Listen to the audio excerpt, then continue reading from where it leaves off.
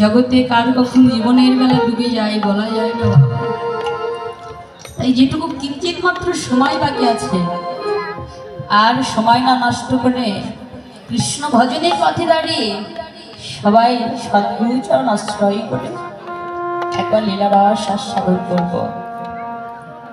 তো বাবারা, ভগবান বললেন, শোনো ভক্ত, এই জাগতিক জগতে আসছো, চলে যাব, কিন্তু চলে যাবে, যাও, তাতে আমার কোনো দুঃখ নেই, কিন্তু যাওয়ার আগে তোমাদের কিছু কর্ম আছে, সেগুলো অন্তত করে যাও।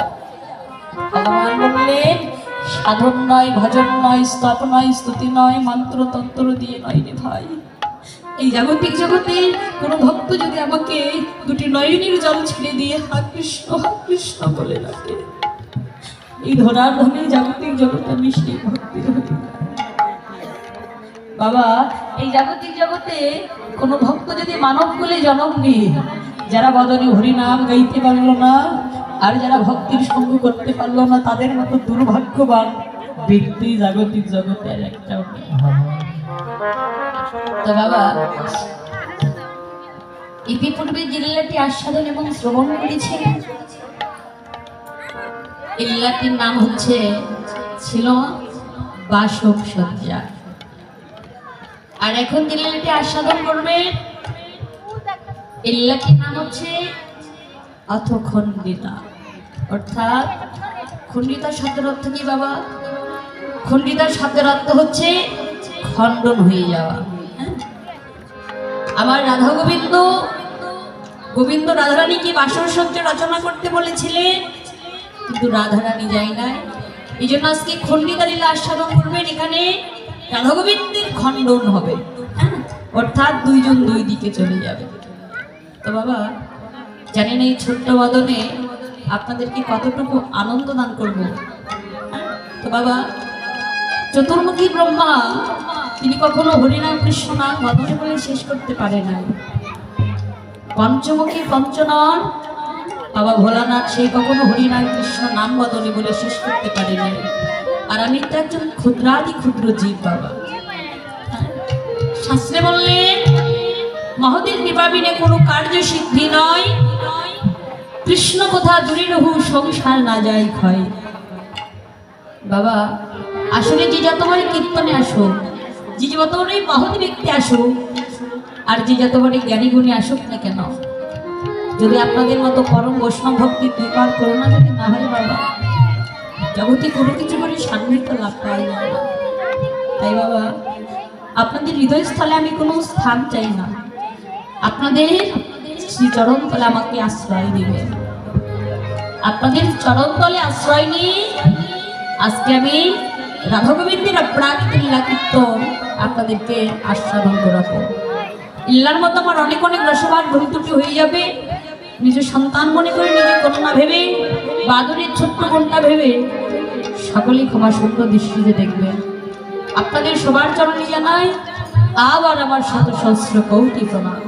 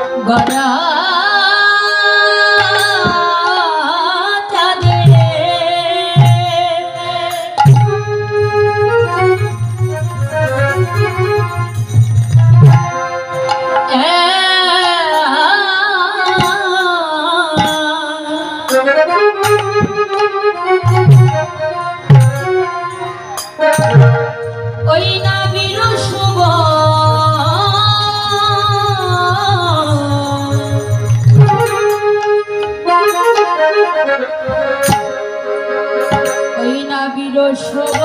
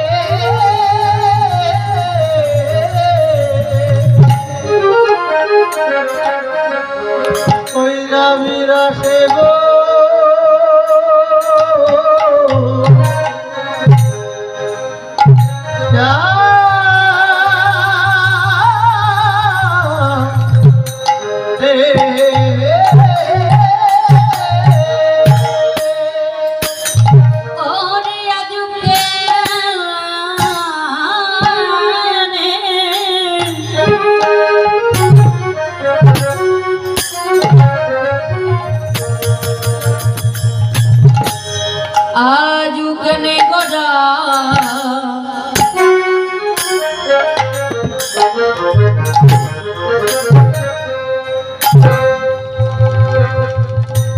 গোরা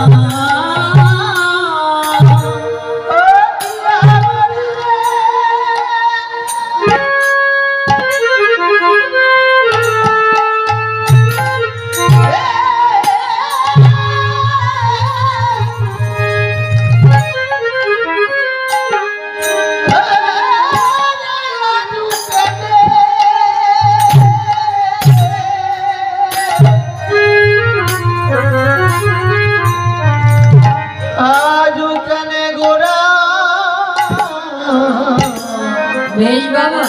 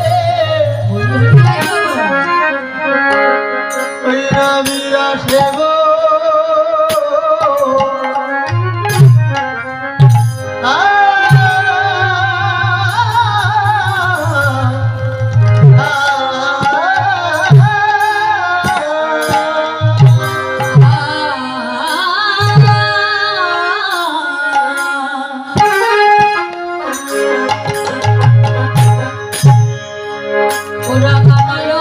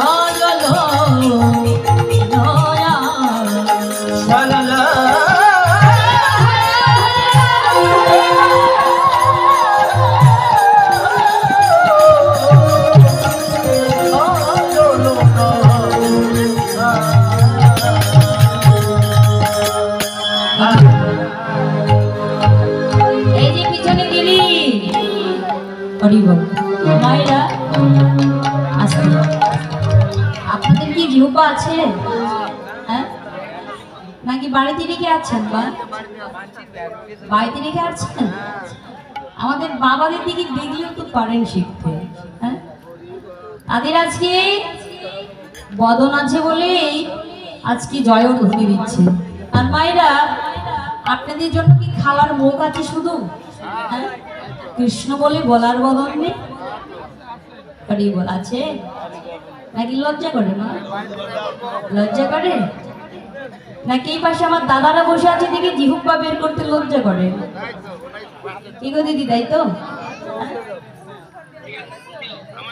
বল এই যে দিদি, সবাই একটু কৃপা করে করুণা করে জয়ধ্বনি ধ্বনি দিবে। ও শব্দের অর্থ হচ্ছে কৃষ্ণ, আর লু শব্দের অর্থ হচ্ছে রাধা। যে যতবার উলুর ধ্বনি আর জয়ধ্বনি করবে তার জিহ্বার উপরে রাধা গোবিন্দ যুগল হয়ে ততবার নৃত্য করবে। এই সবাই মিলে একবার রাধা গোবিন্দের জয়ধ্বনি, জয় জয় শ্রী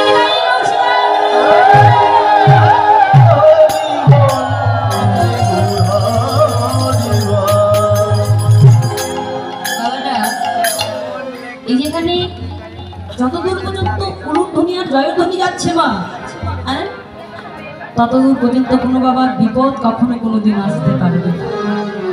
আর সন্ধ্যার সময় যে গৃহে তিনবার জয়ধ্বনি, উলুর ধ্বনি আর শঙ্কের ধ্বনি হয়, সেই গৃহে কখনো কোনোদিন অমঙ্গল প্রবেশ করে না। তোমা আমাদের জয়ধ্বনি উলুর ধ্বনি হচ্ছে মঙ্গলের প্রদীপ। তাই কৃপা করে করুণা করে কীর্তনে মাঝে মাঝে একটু উলুর ধ্বনি জয়ের ধ্বনি দেবেন, দেখবেন আমারও ভালো লাগবে, আপনাদেরও ভালো লাগবে। আর বাবারা মাঝে মাঝে যদি আপনাদের কখনো আমি প্রশ্ন করি, আমার সঙ্গে সঙ্গে কথা বলবে, আপনাদের ভালো লাগবে, আমারও ভালো লাগবে। আর বাবা আসলে যে যতবারই কীর্তনে আসে, যদি ভক্তরা কীর্তনে কি আনন্দ দান করতে না পারে মা, কীর্তনের সাধ্য নাই যে ভক্তদের আনন্দ দান করবো। তো কি বললেন বাবা, আজও কেন গোড়াচাঁদের বিরস্ব বয়ান, ওই রাঙা নয়নে বয়ে এই যে বাসী দিদিমা কথা বলেন না। শ্রীরাম নদিয়ার মাঝে যিনি গৌরাঙ্গ মহাপ্রভু শচীনন্দ দোলালিয়া, যিনি বিষ্ণু প্রিয়ার প্রাণবল্লভ, যিনি নাকি নন্দের লরি, শ্রীমান গৌরাঙ্গ মহাপ্রভু ভক্তকুল রঞ্জন, পতিতের বন্ধু, জগতের বন্ধু, অনাদির আদি ভগবান শ্রীকৃষ্ণ পুরুষোত্তম। আজকের নন্দ সুত বলি জানে ভগবতীরা এই নদিয়ার মাঝে উদয় হলে বৈষ্ণব বাবা। আজকে গৌরাঙ্গ মহাপ্রভু কি করেছে জানেন? আজকে গৌরাঙ্গ মহাপ্রভু সত্য ত্রেতা দাপর এই তিন যুগের পরে কলির যুগে এসে উদয় হলে। কিন্তু বাবা আপনাদের কাছে আমার সামান্য একটা প্রশ্ন, সত্য ত্রেতা দাপর তিন যুগের মধ্যে যেমন ভাবে গৌরাঙ্গ মহাপ্রভু উদয় হলেন, এই কলিযুগের মাঝে গৌরাঙ্গ মহাপ্রভু ঠিক তেমন ভাবে কি উদয় হয়েছে? উদয় হন নাই। আর বাবা এই নদিয়ার মাঝে গৌরাঙ্গ মহাপ্রভু কবে, কোন দিন, কোন সময় উদয় হলেন? গৌরাঙ্গ মহাপ্রভু মনে মনে ভাবলেন কি জানেন বা, যে কলিহত জাগতিক জগতের যে মান অভিমান অহংকারে ভরা, আর ওই কলিহত জাগতিক জগতের যে যাদের মান অভিমান অহংকার শূন্য হবে, আর সেদিন যাব আমি ওই আগত আছে যে কলির যুগ, কলি যুগের মাঝে। বাবা আমার ভগবান উদয় হলেন কবে জানেন মা? উদয় হলেন হচ্ছে গৌর পূর্ণিমার দিনে, অর্থাৎ দোল পূর্ণিমার দিনে। তোমার অনেক তো দিন ছিল, সেই দিনে উদয় হলো না, কিন্তু দোল পূর্ণিমার দিনে ভগবান উদয় হলো কেন বাবা? বাবা সবাই তত্ত্ব বলে, কিন্তু তত্ত্ব যে কোথায় লুকিয়ে আছে সেইটা আমরা জানি না। বাবা সেদিন আমরা কি করি জানেন? দোল পূর্ণিমার দিনে যতই বড় লোক ব্যক্তি হোক, আগের যুগে দেখবেন সেরা সেরা বস্ত্র পরিধান করে একে অপরের গালে আমরা রং মাখিয়ে দিই, আর সেই দিন কোনো উঁচু নিচু কোনো ভেদাভেদ থাকে না বাবা। আর গৌরাঙ্গ মহাপ্রভু ভাবলেন এই তো সেই দিন আছে আমার ওই আগত কলিযুগে যাবার দিন। বাবা সেই দিন